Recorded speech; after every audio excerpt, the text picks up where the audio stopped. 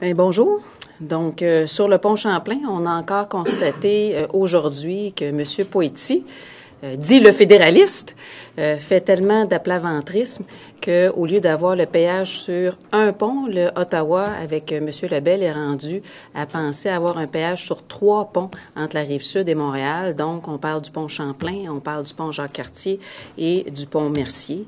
Et donc, c'est suite aux déclarations de du ministre conservateur, M. Denis Lebel, cette semaine, où il faisait cette ouverture-là au lieu d'avoir un seul péage, donc de passer d'une attitude assez intransigeante à une attitude d'arrogance envers les travailleurs de la Rive-Sud de Montréal.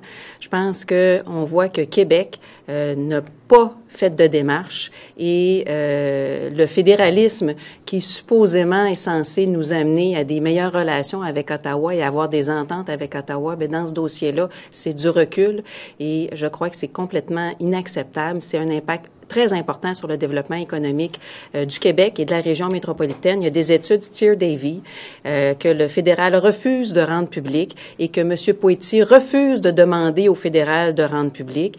Il y a le bureau fédéral qui a aussi fait une analyse qui, les deux, conclut qu'il y aura une augmentation de trafic extrêmement importante. En fait, ça va être du trafic monstre sur les autres ponts où il n'y aurait pas de péage. Donc, je crois que M. Poitiers doit sortir de son aplaventrisme et se lever debout et se tenir debout pour les travailleurs de la Rive-Sud et pour les Québécois.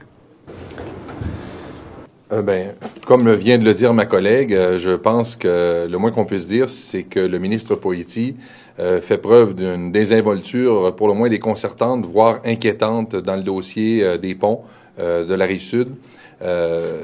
D'abord, on a appris aujourd'hui que non seulement n'a-t-il pas demandé, tel qu'on lui avait demandé au printemps, de rendre public les études du gouvernement fédéral, mais il semble même qu'il n'en ait pas pris connaissance.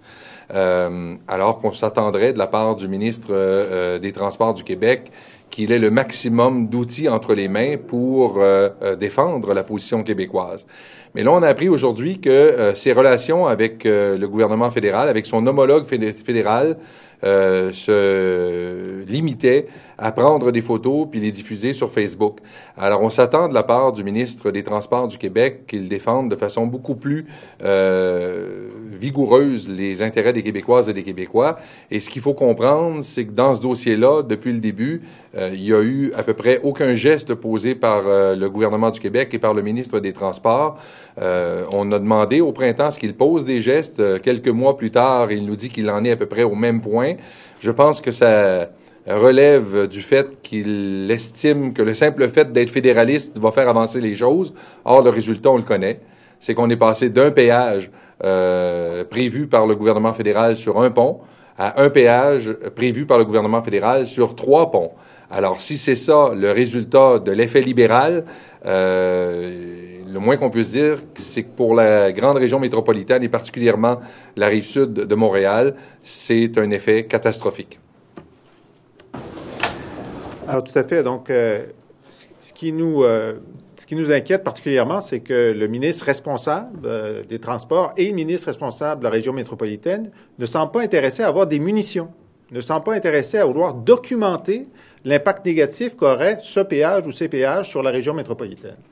Alors, ce que nous lui demandons aujourd'hui, puisque maintenant il est avéré que le gouvernement fédéral songe à un péage sur 3 ponts, nous lui demandons de commander une étude québécoise du ministère des Transports à des experts locaux ou internationaux sur l'impact qu'aurait un péage sur 3 ponts sur la congestion routière et sur l'économie de la région métropolitaine. Que le gouvernement du Québec ait ses munitions, que le gouvernement du Québec documente l'impact d'une décision aussi grave prise unilatéralement par le gouvernement fédéral, que le gouvernement du Québec se mette à se tenir debout, à se préoccuper de la chose, à documenter les impacts et à pouvoir débattre avec le gouvernement fédéral sur la base de faits scientifiques avérés.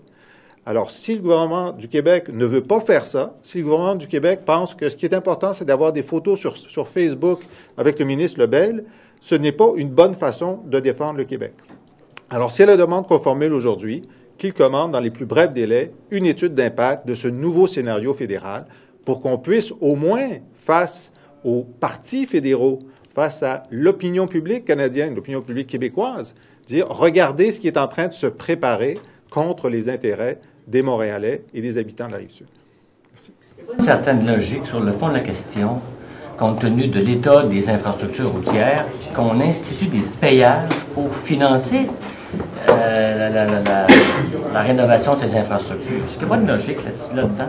Bien là, le problème, là, c'est que c'est des infrastructures qui sont existantes. C'est une rénovation d'un pont qui aurait dû durer beaucoup plus longtemps et c'est au fédéral à assumer le financement de ce pont-là. C'est lui qui n'a pas assuré l'entretien puis qui n'a pas assuré, lors de la construction, je vous dirais, l'ingénierie pour faire en sorte que ce pont-là dure un nombre d'années normal. C'est anormal qu'on soit à reconstruire le pont Champlain à ce moment-ci.